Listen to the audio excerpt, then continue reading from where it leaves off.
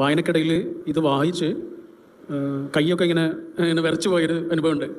പറയട്ടെ. ഒരു പെൺകുട്ടി, അവൾ ഓർഫനേജിലാണ് വളർന്നത്. അങ്ങനെ പഠിച്ച് അവൾ നഴ്സായി മാറി.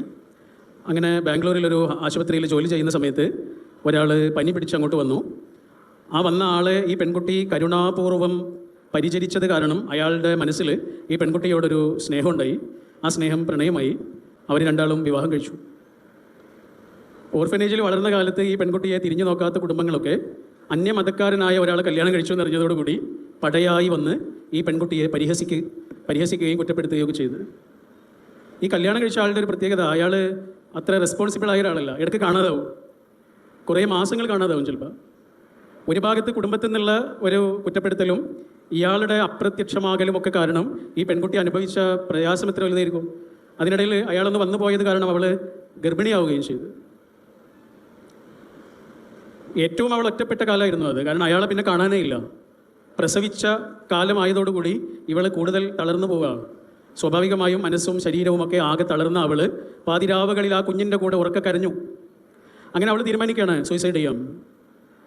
പക്ഷേ സൂയിസൈഡ് ചെയ്യാമെന്ന് തീരുമാനിക്കുമ്പോൾ അവളുടെ മനസ്സിലുള്ളൊരു ചിന്ത, അവൾ വളർന്നത് ഓർഫനേജിലല്ലേ, അപ്പോൾ ഈ കുഞ്ഞും അങ്ങനെ ഓർഫനേജിൽ വളരേണ്ടി വരും എന്നുള്ള ഒരു സങ്കടം കാരണം അവൾ അതിനൊരു പരിഹാരം കണ്ടെത്തി. അവൾ സൂയിസൈഡ് ചെയ്യുകയും കുഞ്ഞിനെ കൊല്ലുകയും ചെയ്യാം. അവളത് തീരുമാനിച്ചു.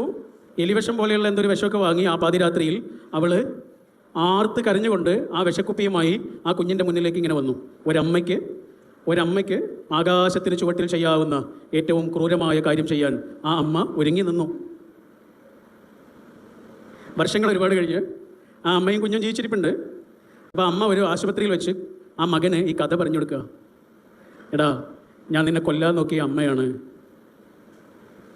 എന്നിട്ട് ആ മൊമെൻ്റ് ഇങ്ങനെ പറഞ്ഞു കൊടുക്കുക. അപ്പോൾ ഇത് കേട്ടപ്പോൾ ആ മകന് ചിരിച്ചു. ചിരി എന്ന് പറഞ്ഞാൽ നിർത്താനാവാത്ത വിധം ചിരിച്ചു. കാരണം അമ്മയും മകനും അത്രയും ചങ്ങന്മാരാണ്. ആ മകൻ അമ്മയോട് ചോദിച്ചു, പിന്നെ എന്തേ എന്നെ കൊല്ലാതിരുന്നത് എന്ന് ചോദിച്ചു. അതിന് അമ്മ കൊടുത്തൊരു മറുപടി ഉണ്ട്. അമ്മ പറഞ്ഞു, എടാ, ഞാനേ വിഷക്കുപ്പിയുമായി നിൻ്റെ അടുത്തേക്ക് ഇങ്ങനെ വന്നപ്പോഴേ നീ ഇതേപോലെ ഒരു ഒടുക്കത്തെ ചിരി ചിരിച്ചു.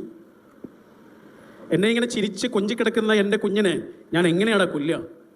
നിൻ്റെ ആ ചിരിയില്ലേ, ആ ചിരി കാരണമാണ് ഞാനും എൻ്റെ മോനും ഇപ്പോഴും ജീവിച്ചിരിക്കുന്നത്.